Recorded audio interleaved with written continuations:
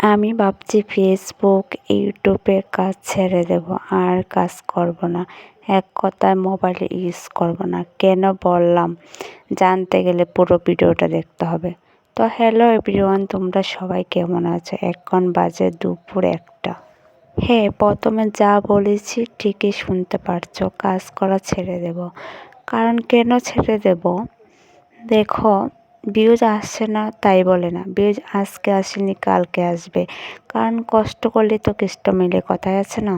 Video viral হচ্ছে না বা ভিউজ একদম কম আছে, সে কারণে কিন্তু আমি ফেসবুক ছাড়ছি না, ছাড়বার কথা ভাবছি না। সেই কারণটা হলো, মোবাইলে রিচার্জ করতে গেলে এত টাকা বেড়ে গেছে কি বলবো।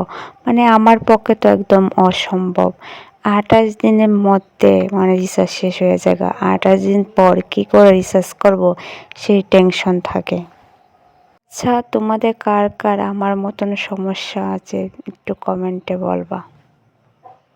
আমি তো ভাবছি শুধু আমারই সমস্যা, আর রিচার্জ করতে কারো সমস্যা নাই। কারণ সবাই পারে এত টাকা দিয়ে রিচার্জ করতে, শুধু আমি বাদে।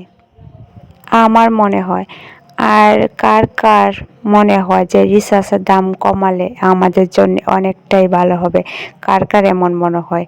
যারা নতুন নতুন কাজ শুরু করছে ফেসবুকে, তাদের তো অনেকটা সমস্যা হয়।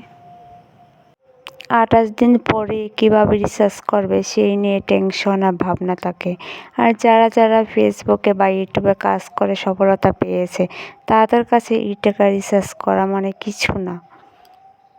আর তারপরও যারা ইনকাম করে, কিছু একটা করে, মেয়ে বলো ছেলে বলো, তারা হয়তো মোটামুটি এতটা টেনশন থাকে না। আর আমাদের মতন যারা আছে কিছুই করো না, তাদেরও টেনশন থাকে। কার কার এরকম টেনশন থাকে অবশ্যই বলবা।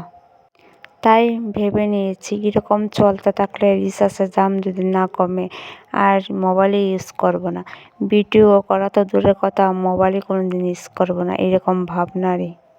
একটা কথা কি কখনো তোমরা ভেবে দেখেছো, কৃষকেরা যদি জমিতে ফসল ফলায় কত কষ্ট করে, তারপরে বাজারে নিয়ে বিক্রি করে তাদের ঘরের খাওয়ার জোগাড় করে।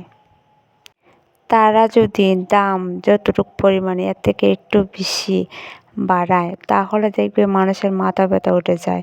বা এরকম 1 সপ্তাহ বা 1 মাস যদি দাম না কমায়, তাহলে হয়তো অনেকে বলবে এত সবজির দাম কেন বেড়েছে, অনেক নানান ধরনের কথা ইত্যাদি ইত্যাদি বলবে। আর মোবাইলের রিচার্জ দিনের পর দিন এতটা বাড়ছে, তারপরেও দেখি না কারো এত মাথা ব্যথার সমস্যা।